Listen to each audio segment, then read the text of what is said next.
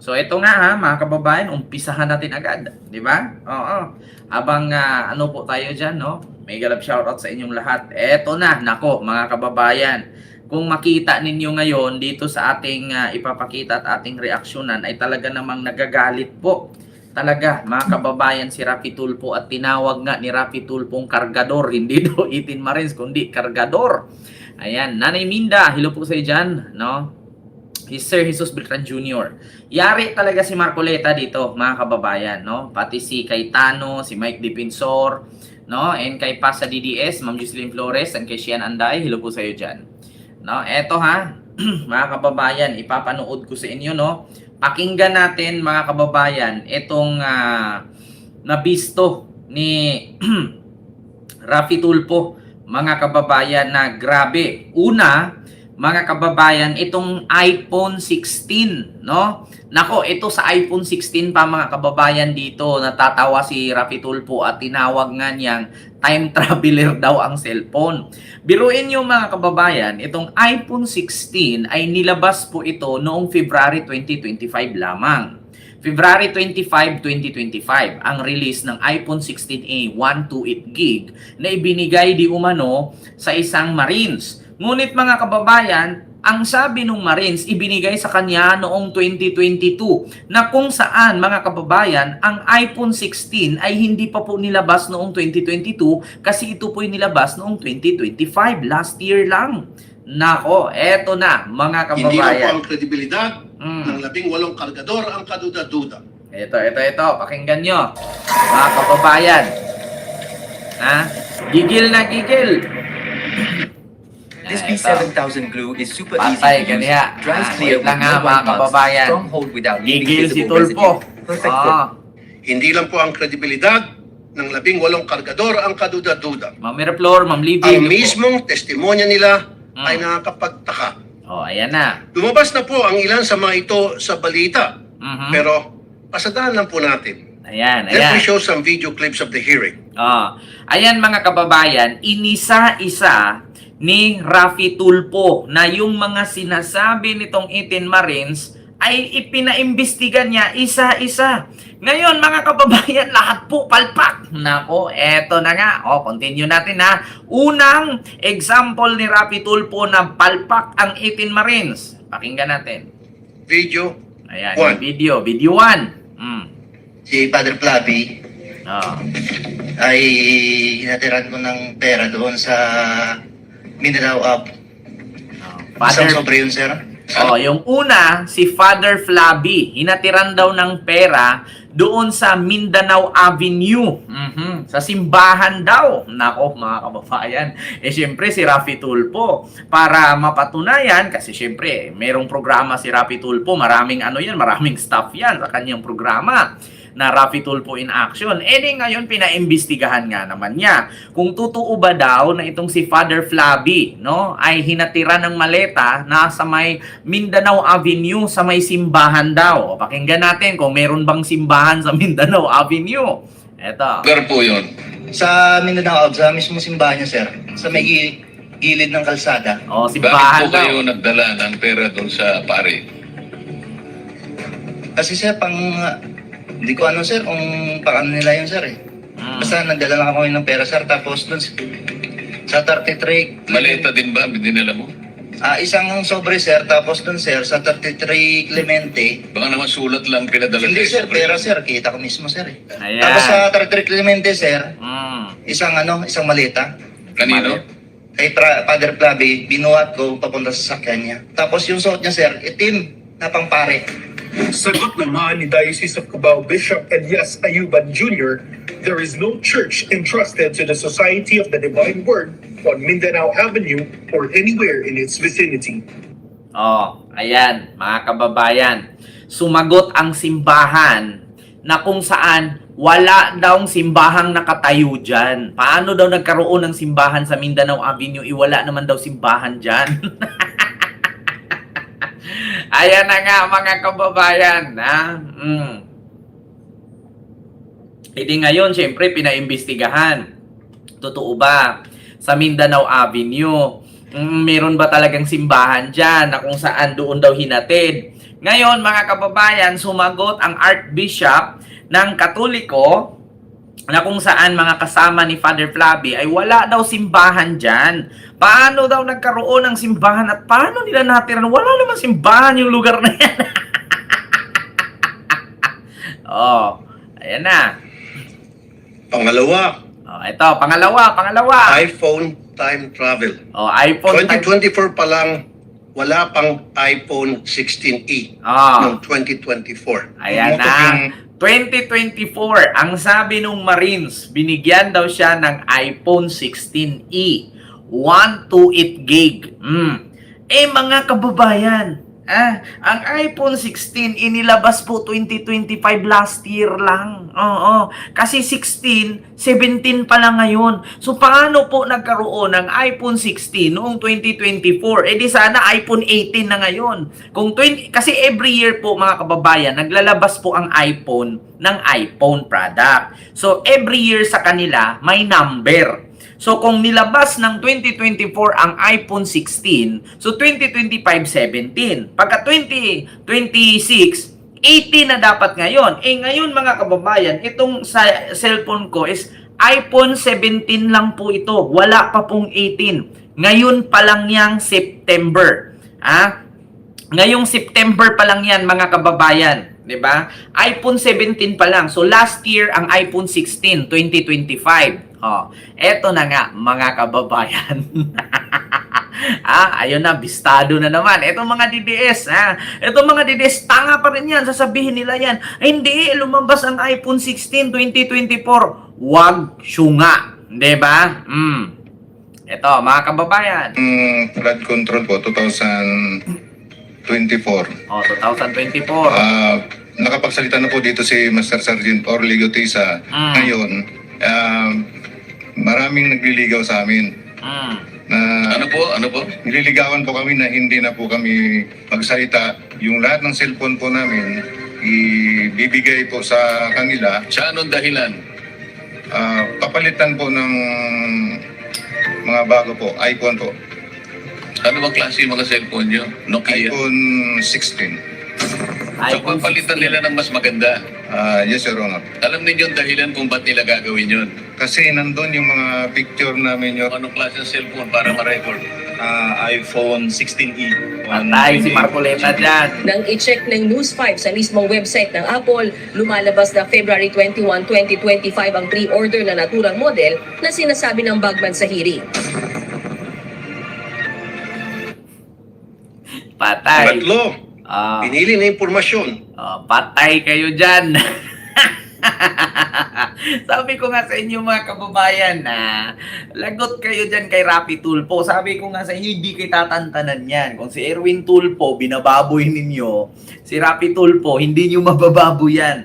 Talagang, alam nyo sa totoo lang mga kababayan, talagang anuhin kayo niyan. Talagang sinusubok nyo yung magkapatid Sabi ko nga sa inyo, yung mga Tulfo, wag niyong subukan. Yan yung totoo na sinabing wag mong subukan, masisira ang buhay mo. Yung kay Digong, walang kwenta yung wag mong subukan, masira ang buhay mo. Buhay naman yang nasira. Parang si Kibuloy lang yan Pag hindi ka dumaan sa akin, hindi ka punta sa langit. Samantalang siya nandun sa kulungan, di ba? O wag kayo magpapaniwala dyan kay Digong, kay Kibuloy, mga DDS, mga but-but na, mga butigon, mga animal, pisting yawa.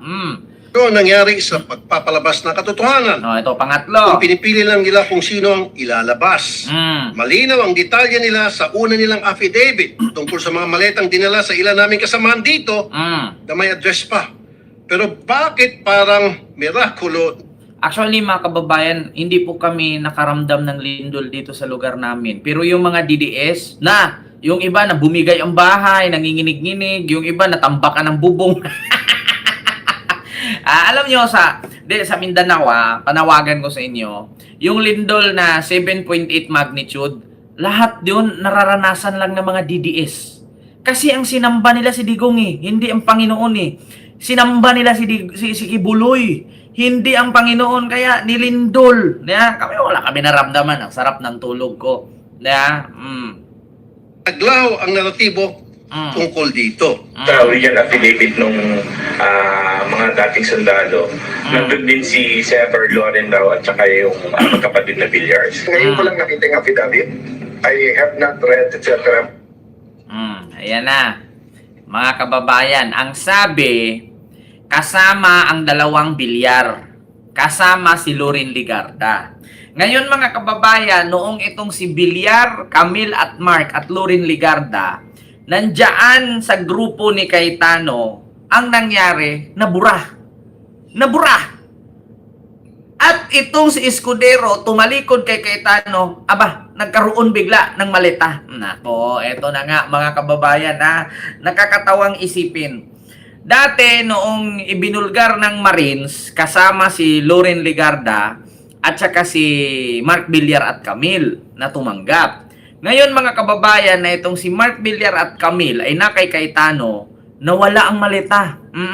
Alam nyo na nasaan napunta ang maleta? Nandun kay Chis Escudero. Bagong script na naman. Putang inang yan.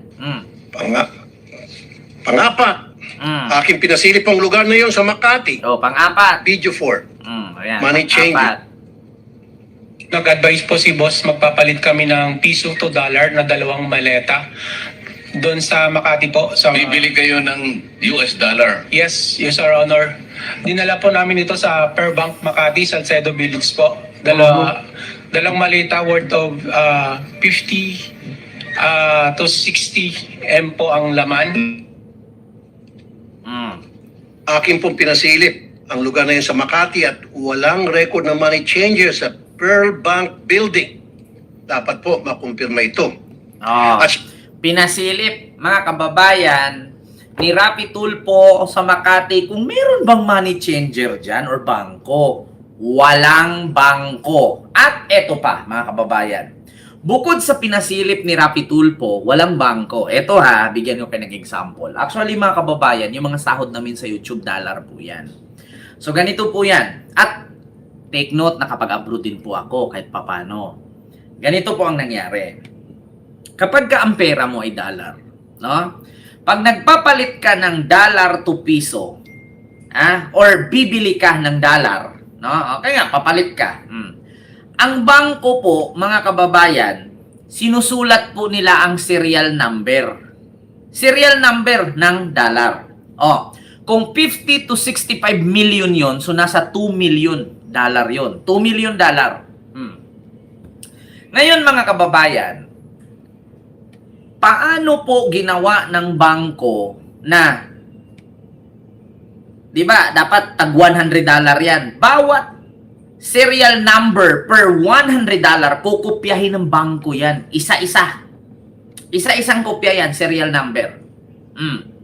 Ngayon, kung $2 million yun, 65 million pesos. 2 million, 65 million. Or 1 million, sabihin natin 1 million. So, ilang daang $100 yun?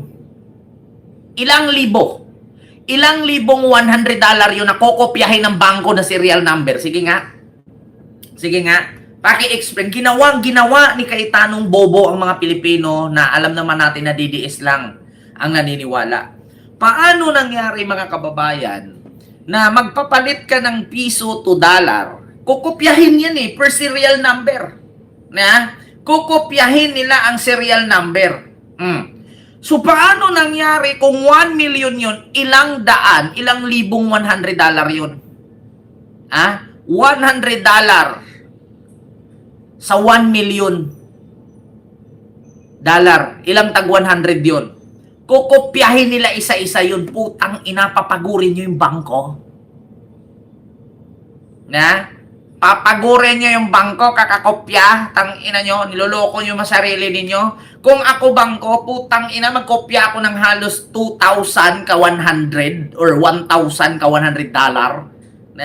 Kasakit-sakit kaya sa kamay nun, kukopyahin mo isa-isa. Tang inang yan.